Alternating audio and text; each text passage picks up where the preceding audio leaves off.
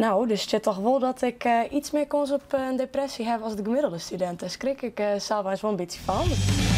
Boom, boom, boom, boom. Bang, bang, bang, bang. Boom, boom, boom, boom.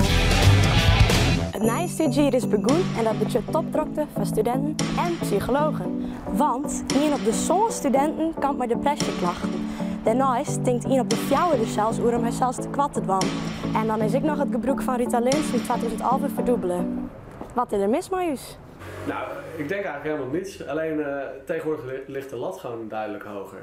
Dit is Niels Bakker. Hij is de oprichter van een hutgroeiend bedrijf waarmee hij studenten psychisch begeleert. Zorgen wij als studenten er zelf voor dat die lat hoger wordt gelegd of komt dat echt vanuit instituties?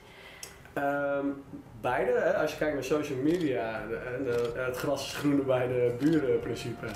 Ja, dan zou je kunnen zeggen dat we veel willen bereiken in korte tijd. Maar ja, aan de andere kant wil een bedrijf straks ook dat je je bestuursjaar hebt gedaan en een buitenlandervaring en dat je je breed hebt ontwikkeld. En de keuzes vanuit de regering zorgen er ook voor dat dingen als een leenstelsel verhogend zijn. De UvA heeft de studentengezondheidstest ontwikkeld. Wij de Schenkest hoe sto vergelijken met andere studenten in het levenstest, qua drukte en alles. Dus ik ben benieuwd hoe dat met mij zit.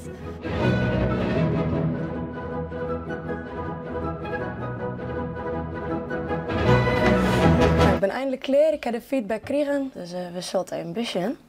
Nou, dus het zit toch wel dat ik iets meer kans op een depressie heb als de gemiddelde student. Daar schrik ik zelfs wel een beetje van, dat idee heb ik net. Ik heb net een gezondheidstest gedaan en daar kwam ook uit dat ik een verhoogde risico heb op depressie. Omdat ik gewoon, ik doe ook een bestuursjaar inderdaad. Ik heb gewoon allemaal drukke factoren waar ik eigenlijk niet echt heel veel tijd heb. Wat voor tips zou je meegeven? Probeer te plannen in concrete stappen. Zodat je dagelijks kan zeggen, ik heb gedaan vandaag wat ik kon doen en dan kun je ook loslaten.